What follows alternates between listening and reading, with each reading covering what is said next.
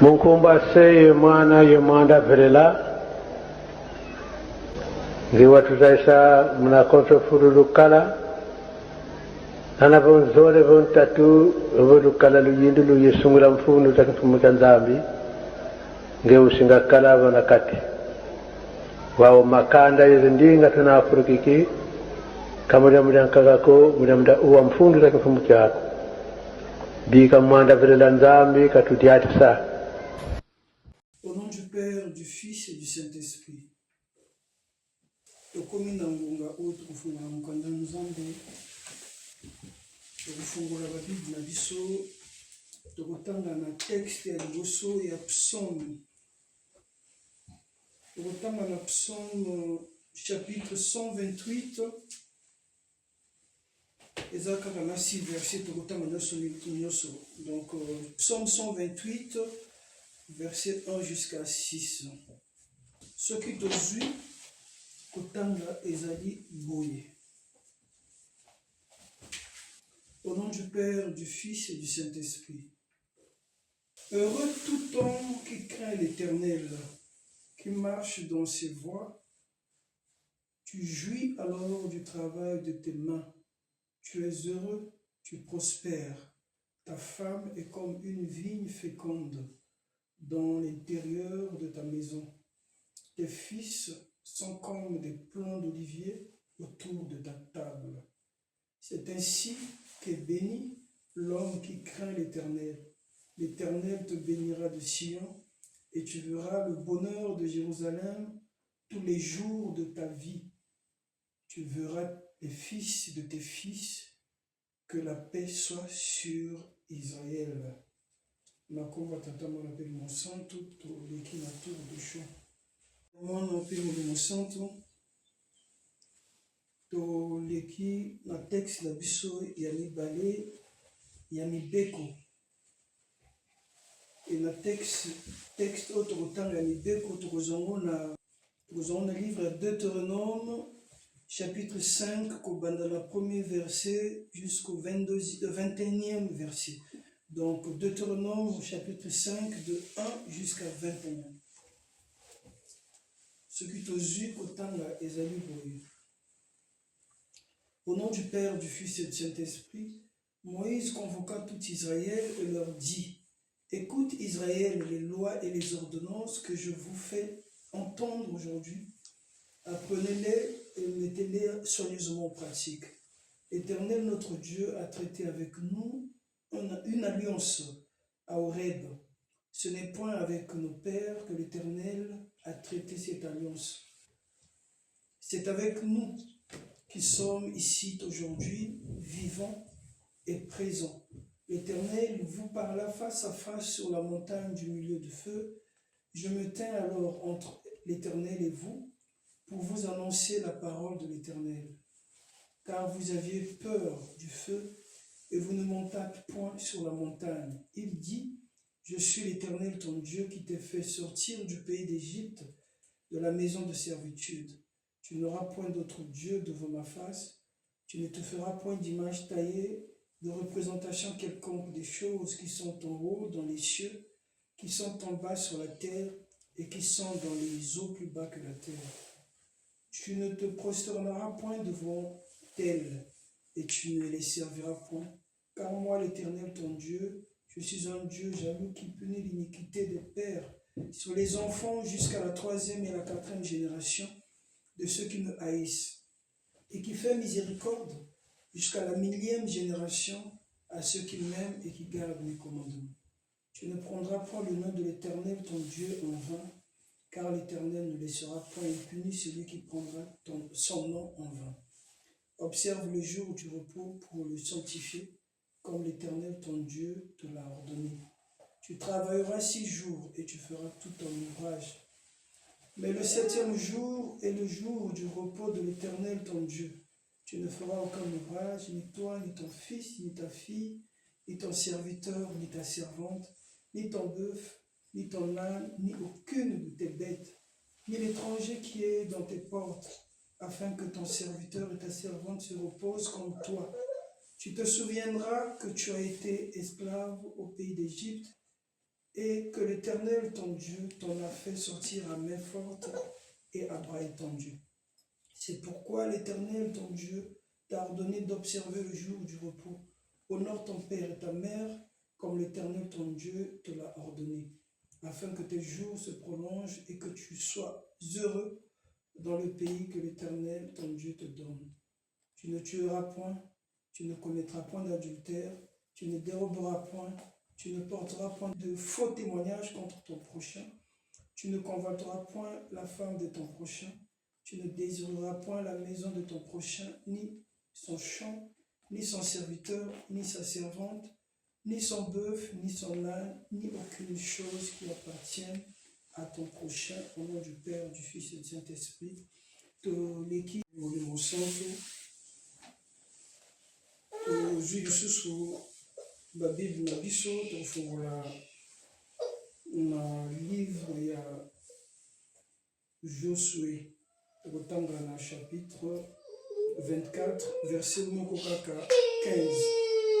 Donc Josué 24 verset 15.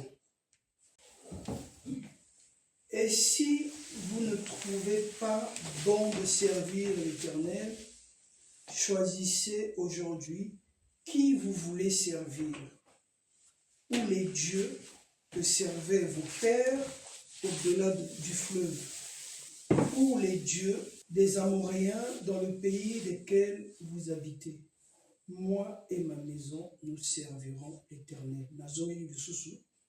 Et si vous ne trouvez pas bon de servir l'Éternel, choisissez aujourd'hui qui vous voulez servir, ou les dieux que servaient vos pères au-delà du fleuve, ou les dieux des Amoréens dans le pays desquels vous habitez. Moi et ma maison, nous servirons l'Éternel. Au nom du Père, du Fils et du Saint-Esprit, tout le monde est là. Em nome do Pai, do Filho e do Espírito Santo, Papa que solo quero o Deus Pai, Papa de Alumina Kangani, Deus Filho, Papa de Nakutima, Deus Espírito Santo. Vocês três em um só Deus Espírito Santo, o Consolador, Papa Simão Kimbão. Primeiramente, Pai, peço desculpa porque não sou santo, ou peço desculpa porque faço coisas que não te agradam. Me perdoa, me purifica, porque neste momento, Pai, que fui escolhido para abrir a Bíblia Sagrada, o seu livro sagrado, eu não sou santo, Pai. Eu te peço a sua presença, que seja você, Papai Simão Kimbão, que vai falar em nós, e todos nós vamos estar atentos a ouvir a sua palavra santa, e que possamos ter essa força e coragem e a fé de colocar em prática, porque a nossa salvação depende de Ti. E é assim que pedimos, Pai, que nos acompanhe do princípio até o fim, em nome do Pai, do Filho e do Espírito Santo. Amém. Na koma tata ya mwana pe molimo santo, totangi na mikanda misato. Mokolo lelo eza mokolo ya Nzambe. Ndenge totangaki na Deutéronome, Nzambe asali mokili na ye na liloba. Pendant 6 jours, asali makambo nyonso. Donc, jour moko kaka oyo apemaki alobi biso toya kokomisa ye. Et ce que totali bien ezali obligation, ezali devoir na biso tokomisa Nzambe. 5 jours asali makambo nyonso na maloba. 6e jour na maboko na ye afasoni mabele asali moto. Et 7e jour, il a permis à l'objet de Mokolo Isaïe, puis surtout Komisaïe. Dans Mokolo Lelo, dimanche, le 22 février, nous avons toujours na mois, il y a papa qui se loquait, na mois, il y a Mbota Manaï. Et nous avons l'andisapé, activité, événement et belé zoya. Nous avons qui est na mars, na naissance, il y a papa Fumolon, papa de Mafutima. Et tozo qui n'est pas en avril, mokolo oyo papa Simon Kimbango abanda mosala na ye. Alors nous avons appelé ce souffle de vie, au salignon sur tosalaka pendant 6 jours. Et les deux allaient dimanche, c'est vrai que dans Boka Bipaya, au tozali misala ezalaka bandeko mosusu tokosalaka badimanche, bandeko mosusu tokosalaka bajour mpe normaux. Donc eza makambo ebele esalemaka na bamboka oyo moi tokende na badetail eza te. Mais ntango epesameli yo dimanche et que occasion esalemi ke osala te na mokolo wana, en tout cas tolakisaka makasi wana et que toza na posa kosalela nzambe, toye na mokolo na ye topesi ye merci, tokaboli liloba oyo akopesa biso e tokomisi ye. Yango nde nzambe azali kosenga na biso. Na psaume totangi psaume 128 elobi na biso boye: esengo ezali na mutu oyo akobangaka nzambe. Kobanga nzambe, place wana ya bobangi ya nzambe, ndenge tolobi ezali ebandeli ya mayele. Ebobangi ya nzambe ezali kotosa nzambe, ezali kobanga nzambe te akosalaka te akobomanga. Nzambe asalaka mabe na moto moko te. Nzambe alingaka toujours bolamu na mutu na biso bikelamu na ye, na biso bana na ye. Donc yango nde alobi esengo ezali na mutu oyo akobangaka nzambe, oyo akotambolaka na nzela na ye. Papa Simoki Mbangu kati na bango wana misato ba orienter biso nzela. Nzela wana ezali résumé na bolingo mibeko misala. Donc yango nde ezali ko son cadre na kobanga ya nzambe. Soki ngai papa Bix to papa to mama tozali na kati ya bobangi ya nzambe, c'est que tozotambola na bolingo na mibeko pe na misala. Alobi lisusu: tu jouis alors du travail de tes mains.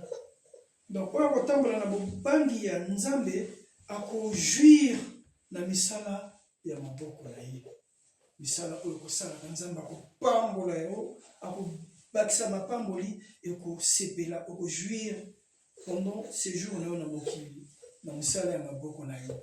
Alobi lisusu oza heureux, ozali na esengo, okoprospérer. Donc prospérité ekolanda yo vino mobimba de génération en génération, bana na yo, bana ya bana na yo. Et prospérité oyo nzambe azoloba eza kaka limité na prospérité matérielle te to physique te, na babien matériel oyo tokuta awa te. Prospérité oyo nzambe azolobela ezali ebandeli na spirituel ekiti mpe na oyo ezali matériel. Donc na domaine nyonso demeurer prospère. Donc alobi même dans l'intérieur de ta maison. Donc ti na ndako na yo ndenge to tikoloba yo na bana na yo, libota na yo, et de génération en génération. Jusque dans l'intérieur de ta maison, tu seras prospère. Tes fils sont comme des plants d'olivier autour de ta table. Alors, c'est ainsi que bénit l'homme qui craint l'Éternel. L'Éternel te bénira de Sion, et tu verras le bonheur de Jérusalem tous les jours de ta vie. Tu verras tes fils, les fils de tes fils, que la paix soit sur Israël. Que la paix soit sur nous, les kimbongistes. Tant bengami kimbongiste, ozali na papa Simon Kimbangu kati na yo. Qui dit papa Simon Kimbangu, ezali bonheur, ezali paix, ezali joie, ezali vérité, ezali ba bénédiction. Donc, tozali d'office béni. Avant toya na mokili oyo, avant to botama, toza déjà béni. Donc, toko vivre prospère. Mais condition moko kaka. Nzamba apesi biso ezali nde ko craindre ye. Comment craindre l'Éternel? C'est d'obéir à ses lois, c'est de marcher selon sa volonté, en respectant ses lois, en ayant l'amour du prochain et en faisant des bonnes œuvres. Et on a le bin à verset 1, heureux tout homme qui craint l'Éternel, qui marche dans ses voies, selon sa volonté.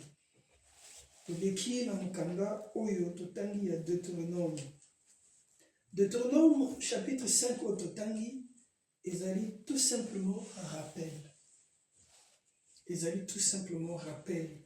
Ndenge papa denge na kutima apesaki biso orientation na ba soirée spirituelle, na culte ya tongo, na rencontre à ba jeune, na ba culte à dimanche, na moment nyos auto sangani, auto nito sala programme o ezali spirituel auto rendre culte na ye, alors asingaki que tout ça la rappel na bana Israël. Mais mokola lelo ezali ndenge moko papa Simon Kimbangu azali kosala rappel epai na biso bakimbongiste bana na ye.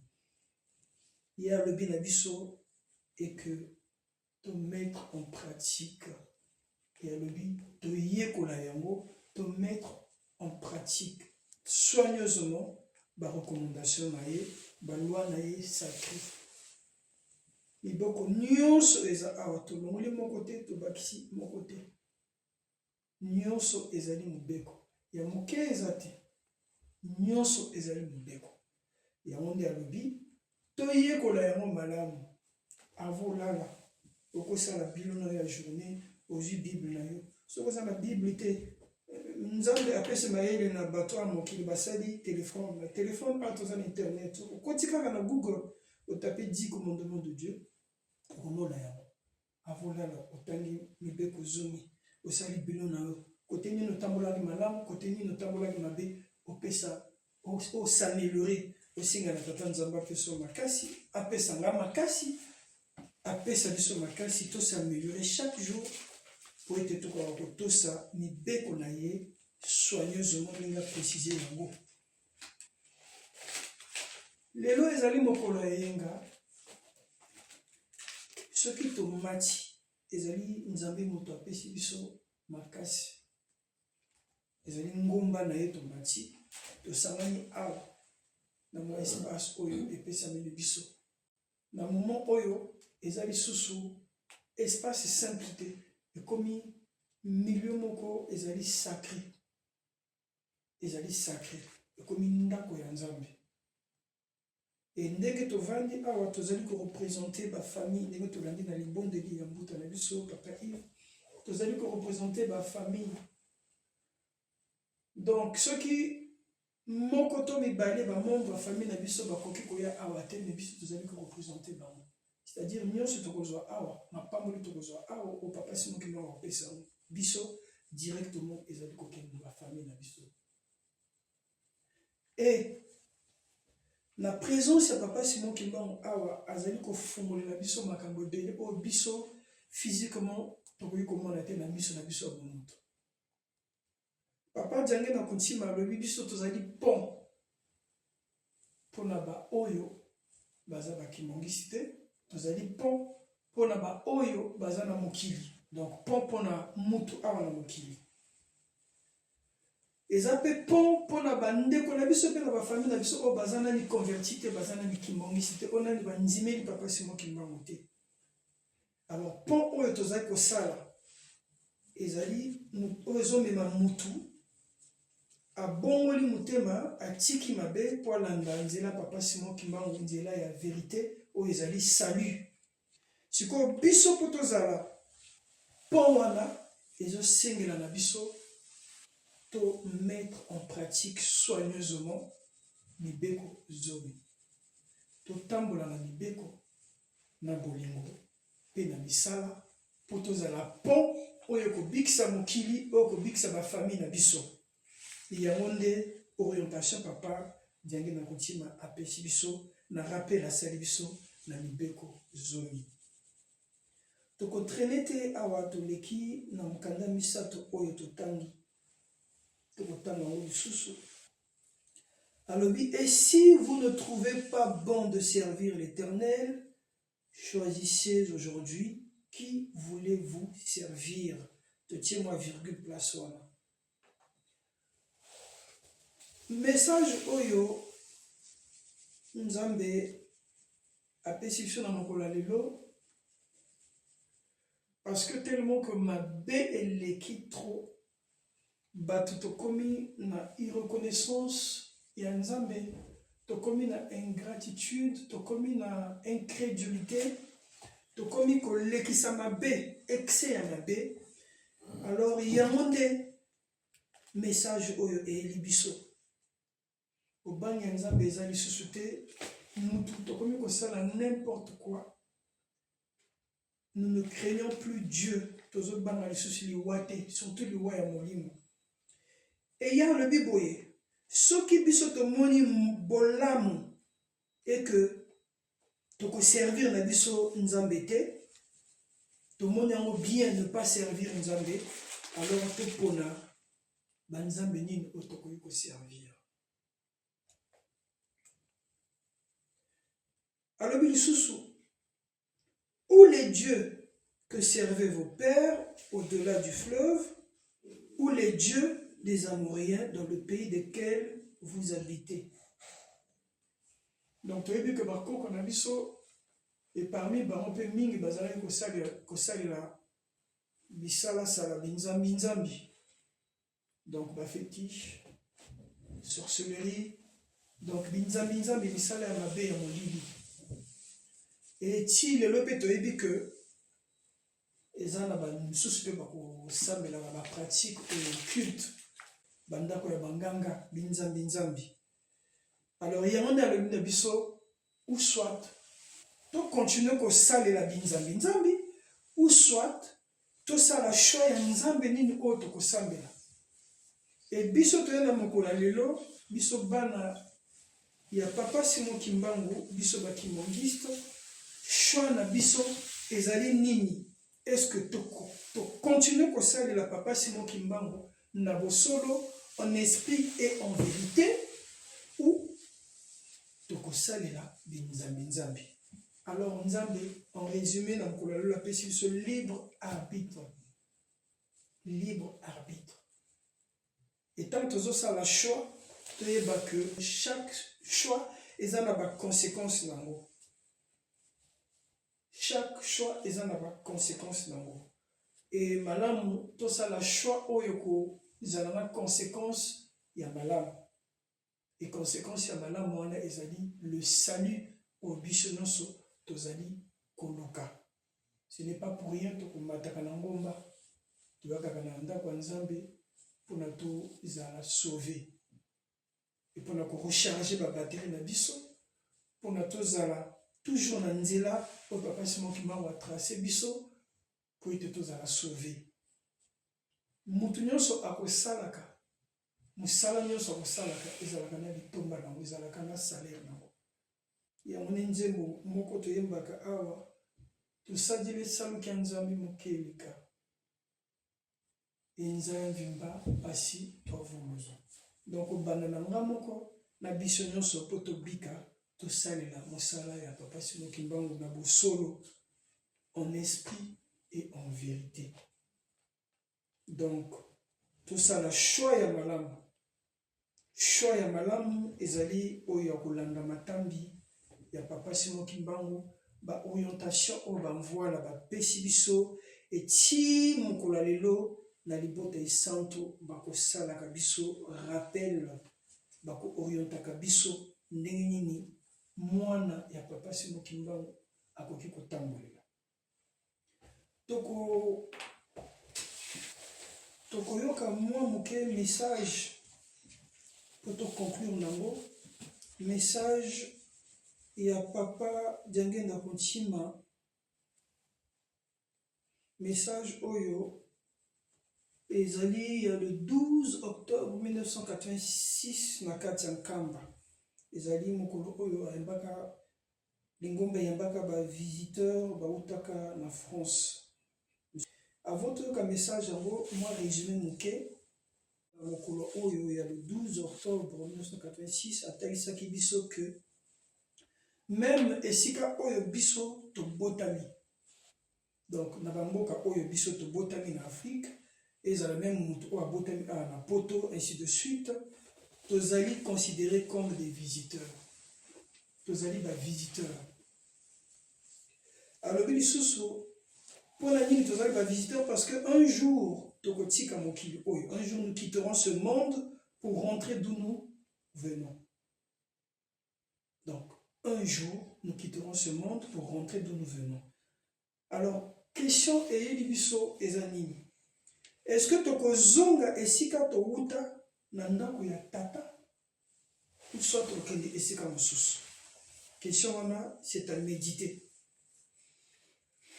Et à l'objet du sous tout c'est la bolibie si pour na manque ya obéissance na biso et pas ya nzambe. Pourquoi? Parce que ceux qui te continuent kaka na se ya molili na se ya masumu te ba être que tant to quitter monde un jour to kozonga na ndako ya tata te to kende esika mosusu. Papa talisi biso lisusu que pasi ya papa Simon Kimbangu oyo amona pendant 30 ans na kati ya prison. Alobi que tozali banzambe, mais à cause ya masumu na biso, à cause ya masumu na biso, to kabwani na nzambe. Nzambe asali biso na image na ye. Asali biso na image na ye, tozali banzambe. Mais à cause na masumu na biso, e kaboli biso na nzambe. Atalisi biso pe que tozana mokilio tozali ba visiteur. Biso place to wuta place to botama tozali ba visiteur. Ndenge toye na mokili oyo na mboko oyo ya poto tozali ba étranger. Donc na mokili oyo tozali ba visiteur, tozali pas ba étranger. Et un jour tokotika mokili oyo. Est-ce que tokozonga pas tata? Apesi biso lumière, ayebisi biso po tozonga na ndako ya tata esengeli tozala bana botosi, tozala ba oyo balobeli na Psaume 128, heureux tout homme qui craint l'Éternel, qui marche dans ses voies. Donc ceux qui te kangami kaka na kotosa mibeko na bolimo ya solo na kosala misala na ye na ko servir tata nzambe Kolisi Kristo papa Simon Kimbangu en esprit et en vérité wanande tokolongisama tokolonga pe tokolongisa mokili et tokozwa salut tokosilisa na message oyo ya papa Daniel Kochima et le 12 octobre 1986.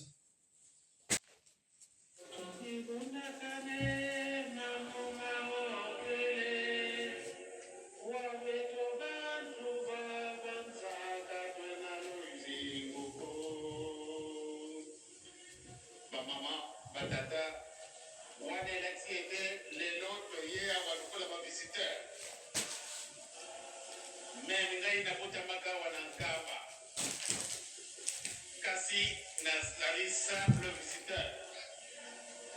Bande konabisu, balungi musika na France. Bamimonia wa bazali ba étranger. Même en France, bazali kaka ba simple visiteur. Pona nini?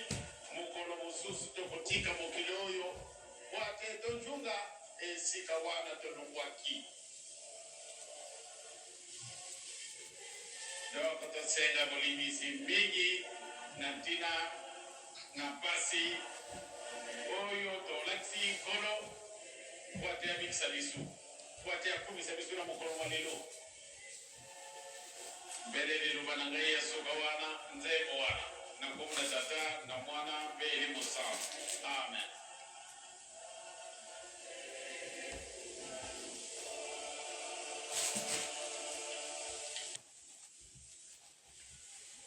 Na komba tata on appelle mon centre na banji en tout cas to landi yemoko tata mon centre papa de Kochima et pour tokoki ko loba ya suka po to si sa prédication na biso ezali ete nzembo moko elobi ke kwangei wa solwa kwa tata mfumu wa longo kwangei wa tout le jimbu ndakalepi yo oyo oponana na papa Daniel na Kochima to na papa Simon Kimbangu oyo batia elembo zala na kimia nkiwe chitomba mbema moto avewamo nkiwe chitombanga ndakalipi ozali koluka nini nazali koluka nini soki nyonso epesamela biso epai na bango misato ya bulu tobanda na kimia. Sikila muna sikudo muna zola yebisa alumpe kapwena ntumunu wa kakako simbini na mo tokanga makaka na bolingo na mibeko pe na misala. Esika mususu te elonga mususu ezali te soki tokangami na makambo misato wana te. Donc tosalela Nzambe tata Nkolo Yesu Kristo papa Simon Kimbangu en esprit et en vérité pour tolongisa na biso tosilisi bongo na kombo ya tata ya mwana pe ya santo amen. Qui na deuxième partie ya programme na biso partie otopesaka basango na biso na kati ya cellule na biso awa na Dijon. Toyoki matei na biso ya mokolo lelo solo tozwi matei ya kitoko mutu na mutu akozwa eyano mpona babatterie to recharge toyeba kodécharge yango na kitoko na bijali na biso ya tous les jours mpe tokomemela mabota na biso mpe baoyo baza pene na biso. Papa atangelaki biso azwaki texte ya liboso na kati ya psaume 128 badetail tokotiango na kati ya groupe comme tozalaki kofilme tonetaki nyonso na detail te me oyo nyonso ezali ya badetail tokotia na kati ya groupe.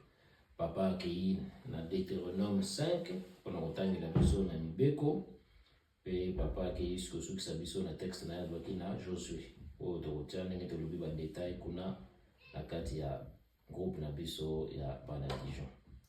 Nakanisi na matei tokozongela na biso te ezalaki très explicite na oyo papa atieli biso na liloba papa na biso papa Fumalongo na suka matei na ye oyo tokoki mutu na mutu kozwa na cadre ya mayo nyonso toyoki na mibeko tozwi likambo ya mobangi ya Nzambe. Donc mutu na mutu ayeba ko revenir na notion wana mobangi ya Nzambe papa lakisi biso ba conséquences ya kitoko ezali na cadre soki toza na mobangi ya Nzambe. Na sima papa na makambo nyonso alobi na biso moko tokoki mpe koretenir eza likambo ya pont na mobeko puisque na pont wana nde biso nde toza censé bakimangisi to représenter pont oyo ekomema bato nyonso na kati ya mokili pembeni ya tata Nzambe. Et en effet soki tozali pont esengi tobatela mibeko pont mpe esengeli kozala na humilité puisque pont ezali rôle ya monene ya kolekisa bato pembeni ya tata Nzambe kasi bato mpona baleka pont wana bakoniata pont wana. Donc na bonzoto komona bato mingi bakoloba nga bakokoniata ngai te mais soki humilité wana ezali te moyen mpo ozala pont papa Simon Kimbangu eza te ndenge papa memi biso na exemple ya kitoko. Donc pont baniataka yango mais mpona objectif ya kitoko komema bato epai ya tata Nzambe. Et na kati ya matei tata atangeli biso na Josué amemi biso na motuna na likambo etali le libre arbitre. Voilà, le libre arbitre ya koyeba Nzambe nini oyo biso tolingi kosalela. Pe papa a rappelé biso na suka ndenge nini papa Fumalongo alobelaki biso tozali ba visiteur. Donc il y a solo soki biso tozali toyeba Nzambe nini tokosalela parce que le temps nous est compté. Papa Martin lobaka biso mingi combien de temps nous reste-t-il? Et automatiquement na liloba on Fumalongo alobi na suka mutu na mutu a se poser question na temps etikali na ye mokolo wana kozonga akokende kokutana na nani puisque mutu nde tokosalela mutu nde tokokende kokutana mokolo suka. Donc tozwi en tout cas mutu na mutu ba batterie rechargée oyo tokoyeba koutiliser yango na ba défi oyo toza nango na kati ya mokili wana ezalaki matei oyo tozwaki papa na biso na ba texte. Kimbangiste, oye! Oye! Kimbangiste, oye! Oye! Kimbangiste, oye! Oye, oye, oye, espoir du monde, Église universelle. Maman Mouil, oye! Oye! Maman Mouil, oye! Oye! Maman Mouil, oye! Oye, oye, oye, soutien de l'Église. Papa Simon Kimbangu, oye! Oye! Papa Simon Kimbangu, oye! Oye! Papa Simon Kimbangu, oye! Oye, oye, oye, Papa Simon Kimbangu, Molimo Santo. Biso toza na cellule na biso à Dijon, peu importe le nombre de ko représenter to peut-être ko honorer contrat na biso liboso ya tata Nzambe puisque 7e jour ezali yaye Donc tous en esengo mingi ya komona na awa et tozo partager le banzambe oyo ekopesa biso makasi na ba défi na ba semaine oyo ya semaine dernière peut tous qui ensemble awa na mabota auto représentaki à travers votre tata Gaspard biso peut tous qui awa lelo tozali na tata na biso papa Bix oyo ya esusu tozala au complet pe lisoso sachant que semaine elikaki papa Bix bakenda ko représenter biso na libota mobimba na bande ko mususu na Paris la cadre de festivité na biso ya mois de février ou ya papa Koulou. Donc tika ite nzamba kumisama ma pamboli nyonso toujours récolté ezala na Paris ezala na Dijon ezala na mokili mobimba et ko va servir biso pour la mokolo suka ndenge toyoki na mate na basango ndenge toyoki na cadre ya ba prière pe na cadre ya papa prédicateur tozwi mingi basango ya mwa mawa ya ba disparition tozana biso famille. Donc ndenge ezali boye toyebi na semaine to continuer mabonde na biso. Donc soki basango ndenge wana ezali topesana na makasi tosalisana parce que tozana bato mosusu te kaka biso tozali awa. Donc na tata na biso azali grand frère ya mama Clémentine oyo ye tozoluka nanu azali wapi ya bongaki depuis plus de 2 semaines. Ndenge toyoki tout à l'heure pe mama na biso mama oui kuna pe na kati ya famille cousin ye pe abungi na monani te donc ya solo biso kaka tokosalisa bandeko donc to continuer de voir na biso wana na semaine pona nzamba kokopesa biso eyano tozali na semaine na biso ezoyana ba programme nyonso toyebi lobi ezali ba point to kobenga nini chance tozana ngo kokutana na tata nzambe puisque depuis confinement ba activité se développe à distance où ezali que chaque jour mwana nzambe akoki se mettre en contact na liloba nzambe pour nous alla concentrer toujours et que chaque jour ils alla bilan na biso net lobby tous aba visiteurs à certain donc lobby tous a une possibilité de participer à soit IJK à Canada na kanisi ils alla lundi IJK ya Allemagne ils alla rappel lobby donc tout na moto cause à la disposition et mardi IJK na biso en France mercredi ba maman de moto bazala na ba activité na bango jeudi nous sous ba répétition vendredi pe nous sous bazala ba activité notamment pe IJK à Belgique vendredi, nous avons la répétition samedi, dimanche, tout le monde. Donc, l'occasion un peu samedi, biso belé. Pour la tokoka toujours aux ala en communion na tata nzambe de semaine en semaine, le temps passe vite. Yende akanisa biso afungola la biso ba porte non soto ko kokende liboso. Donc, wana nde zalaki na kata basango to lobia mawato assisté mandeko. Le programme de la semaine, papa le baby sopé au mois de mars. Aussi d'ici février, je pense le dernier dimanche prochain, tu continues déjà le 1er mars. Donc le 1er mars, on a date de la biso, ils allaient le 17. Papa la biso a botamaki en février, papa Kulutu, Tata Nzambe. Et yé, boké inaye, puisque n'est de lobby, on est de passage sur cette terre, yé à Zongaki un 17 mars.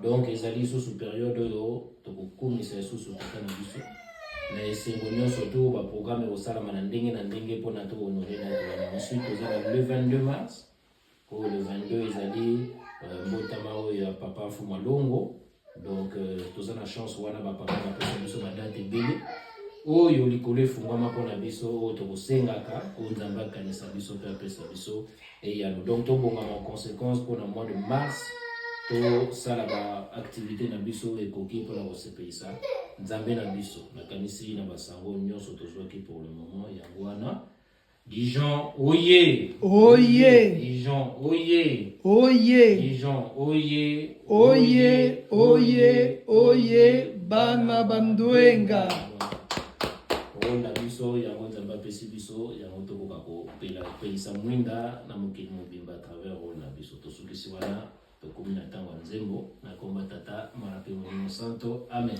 amen abikitokele muvingilanga wasila muza wakambani kabulelingilyameni hongo bekutushili mutukanila